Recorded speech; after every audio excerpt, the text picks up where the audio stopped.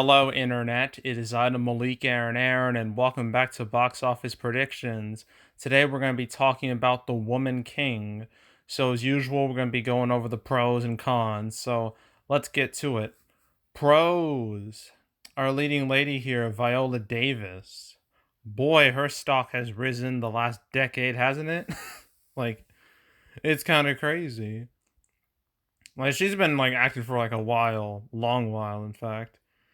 But her first, true legitimate success, or the first time people truly noticed her, really noticed her. I know there was doubt in 2008, but The Help really solidified her, in my opinion, because with The Help, no one expected big things out of that movie. It was coming out at the end of summer. It was going up against Rise of the Planet of the Apes. No one really cared. At least it seemed like nobody cared, but apparently a lot of people cared because although it was number two when it opened its opening weekend behind Rise, it still did really well from 26 million. I think that was after a Wednesday debut, and then the next 3 weeks it was number one. Granted, that was mainly because of terrible competition, but also had remarkable word of mouth, and that remarkable word of mouth helped it reach 169 million domestic and 200 million worldwide, and it got Viola Davis an Oscar nom. So that's really good. And then over time, it's mainly been supporting roles, more or less. Prisoners, Ender's Game, Get On Up. Then we have the Suicide Squad, where she was one of the only good things about that movie, where she portrayed Amanda Waller. If you ask me, she's the ideal candidate for Amanda Waller. So that was good casting on that movie's part. And I'm glad they brought her back for the Suicide Squad. And then later that year in 2016, you had Fences, which earned her an Oscar. So that's good. And the movie was also a success, too. And it was going up against some steep competition. I mean, it was Rogue One and Sing. They dominated that holiday season. But it managed to hold its own. Widows didn't do super hot. Neither did the Suicide Squad. That's a real tragic case. um, But the Suicide Squad is still a fantastic movie. And here we are with The Woman King. So Viola Davis, she has a lot of fans. And I imagine her name is influencing people. It's influencing ticket sales for this movie. It's kind of like how Harry Styles is no doubt gonna be the reason why people watch Don't Worry Darling, even though that movie is kind of looking like a dumpster fire in a way. But yeah, I think Viola Davis, she's the reason people are going to watch this movie, no doubt about it. So I consider her to be a pro here, no doubt. That's another pro is a supporting cast. We got some notable names here. The two most notable names being John Boyega and Lashana Lynch. John Boyega, Finn from Star Wars, the most wasted character ever in Star Wars history. If he's not, he's at least in the top five. It's so sad. What happened to him? He could have been the lead, but nope, that had to go to Rey. Ugh, terrible. But the Star Wars movies did make him a very recognizable face. No question about that. And then you got Lashana Lynch, who's been in some big movies. In the form of Captain Marvel and No Time to Die. So she's also a recognizable face. So that's a pro. We got some more recognizable faces. Another pro is that competition has been so piss poor the past month. It's been the thumbnail for this video. I mentioned the box office death spiral. That's what it is. Or at least that's what it's been since mid August. It's just been ooh, just absolute sadness. Lots of movies not doing well, or just not really cutting the mustard, really. Well, Barbarian did better than anyone expected it to. So I mean, there's that. And I guess Dragon Ball Superhero did all right, but besides those, it's just been depressing. And obviously, people are getting real desperate. They're like, we need something. We need some good entertainment. We need something interesting, and this is something interesting. So, yeah, severe lack of competition is definitely a pro here.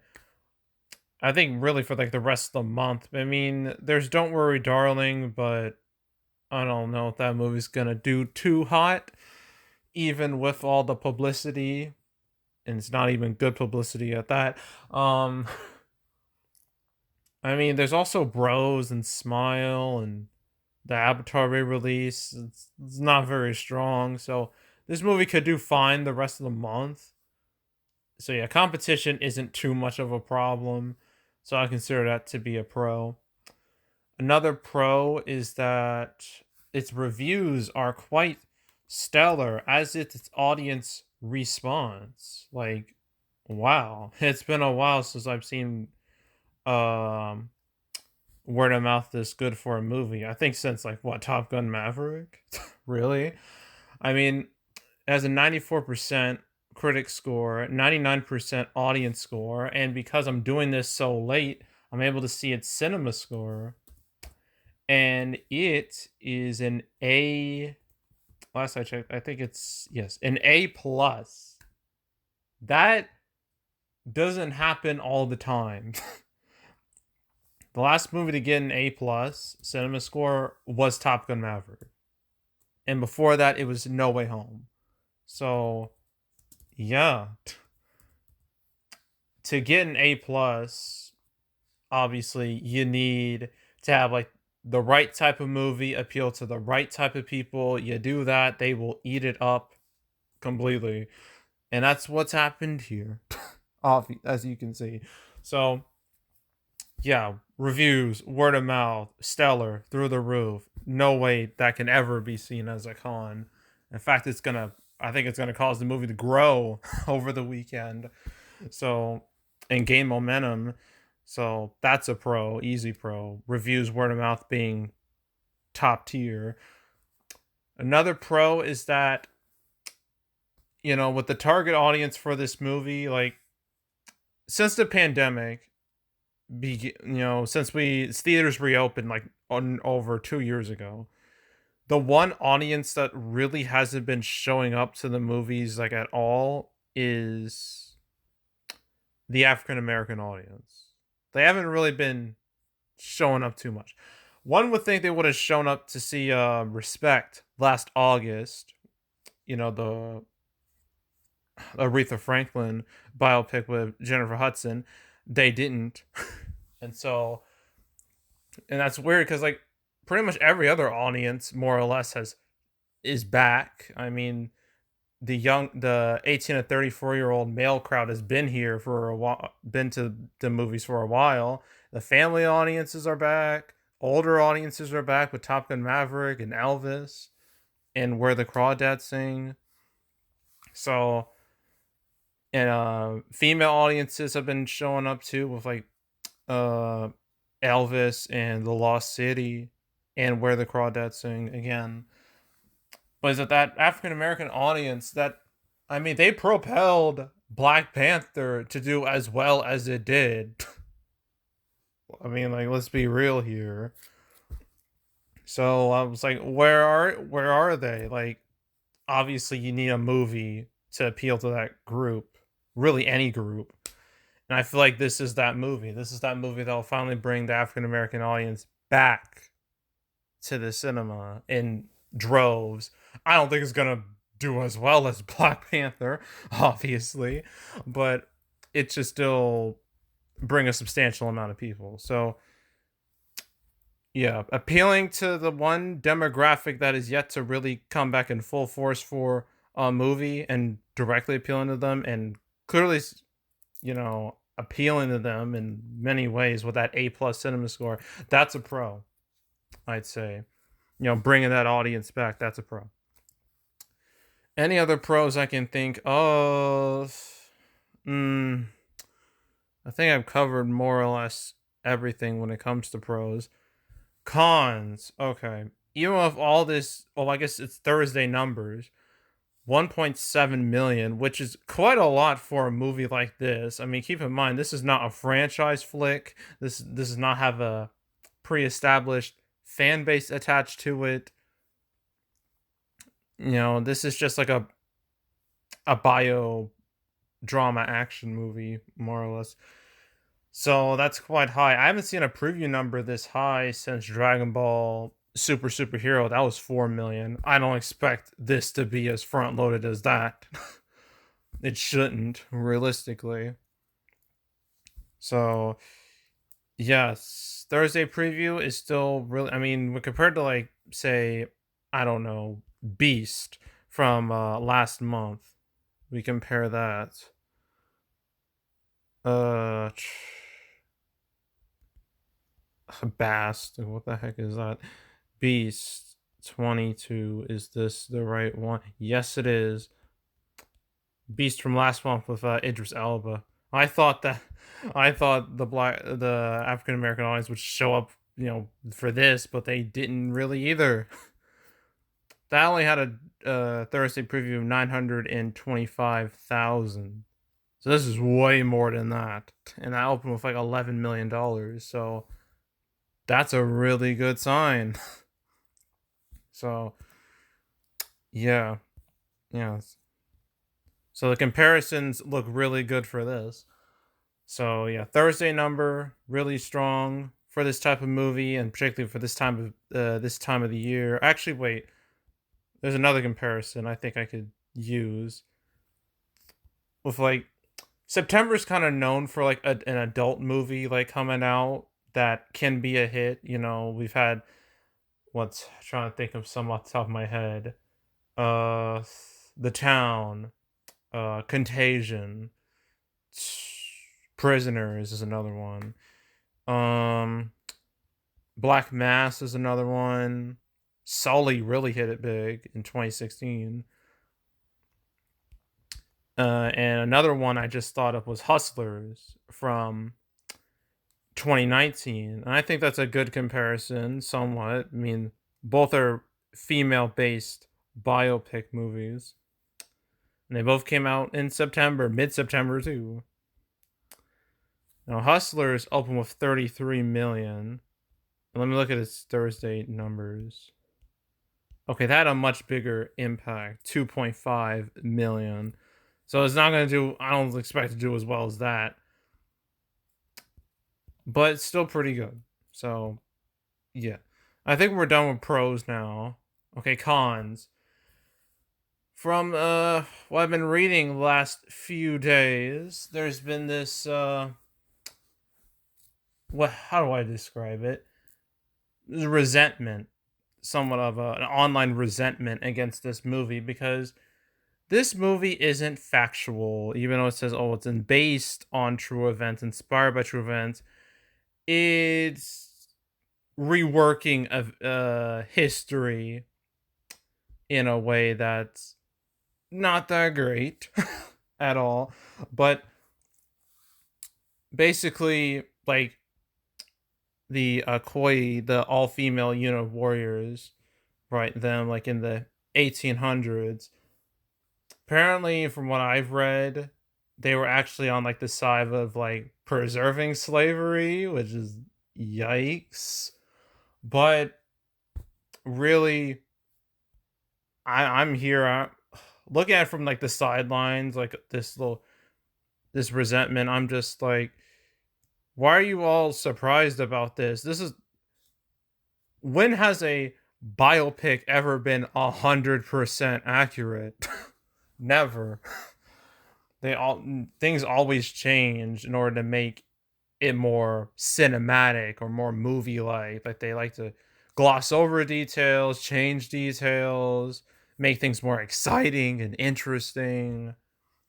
There's no such thing as a 100% truthful uh true story. That's why they always put the inspired by or based on true events. They don't say this is what happened because if they did, that'd be false advertising. So that's their way of working around it. But even with this resentment, I looked on Twitter for a little bit and there was like a hashtag boycott Woman King. But judging by the box office right now with these preview numbers and the cinema score, I don't think that's gonna have any effect on this at all. I don't think the audience for this movie cares about the online drama surrounding it or the online backlash. I don't think they care.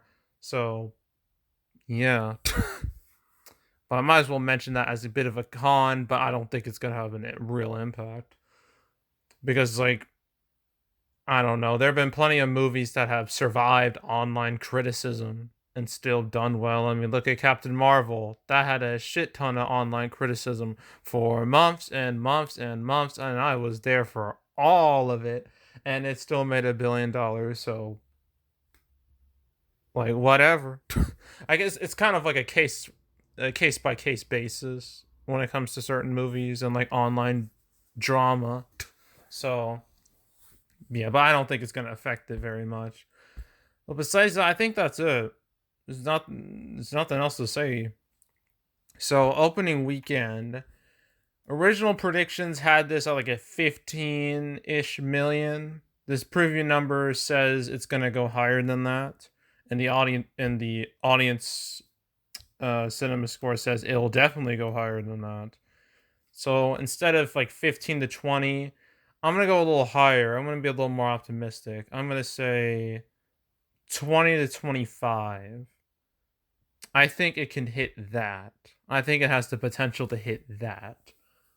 And then, so it'll probably be in the same range as like The Town and Contagion and Prisoners, like that nice mid 20 range, which I think would be good enough for a movie like this. And then its final total, around the 70 million range, probably higher than that, judging by word of mouth. I mean, we've seen what good word of mouth can do for movies. Look at Top Gun Maverick. Look at Elvis. Look at Where the Crawdads Sing. Those movies had spectacular legs because they appeal to the target demographic completely. And I feel like we might see another situation. You know, I'm gonna go higher, 80 million, 80 million or above. That's where I can see it ending up. So yeah, that's the Woman King, and that's it for the weekend. Thank God it's over. Ugh. So that's the end of this weekend. Now next weekend, 3 movies: The Avatar re-release, Don't Worry, Darling, and apparently Daydream. Moonage Daydream. Cover those 3, and then after that, Bros, Smile, and then I am done with September. So, yeah, stay tuned for all of those. But yeah, that's it. That's all. Make sure to subscribe, like this video, leave a comment, turn notifications, share the whole drill. You want to check out more videos like this? Got playlists on the homepage of all previous prediction videos I made this year. I guess you can look at my Sony prediction videos. There's Morbius, there's Bullet Train, there's Uncharted, there's Father Stew. Is that it? Well, let me check. I haven't even talked about Sony. Well, they've had a real inconsistent record this year, to say the least. Mm-hmm. Invitation, Where the Crawdads Sing. Yeah, covered all these. The No Way Home re-release. Covered all of them. So if you want to watch any of those prediction videos, go right ahead. There's also the canceled series where I go over all the movies that were supposed to come out but didn't. I don't believe I've covered The Woman King at all. So there's that. I will be doing a cancel episode right after this about a lot of Sony related nonsense that happened yesterday that they decided to drop on me. So, stay tuned for that. And yeah, so It's way too late to be doing this. Watch watch all my canceled episodes, all 154, soon 155, up to this point. All those episodes, binge them from beginning to now. Go do that. There's also box office recaps where I go over the box office results for any particular month. Um, I mentioned many times the summer 2022 recap, winners and losers. That's been pushed back to next week. Should come out next week. And yeah, so stay tuned for that. But if you want to watch any of the past recap videos I've done on the channel, you can go right ahead. And yeah, that's it. That's all. I am out and goodbye.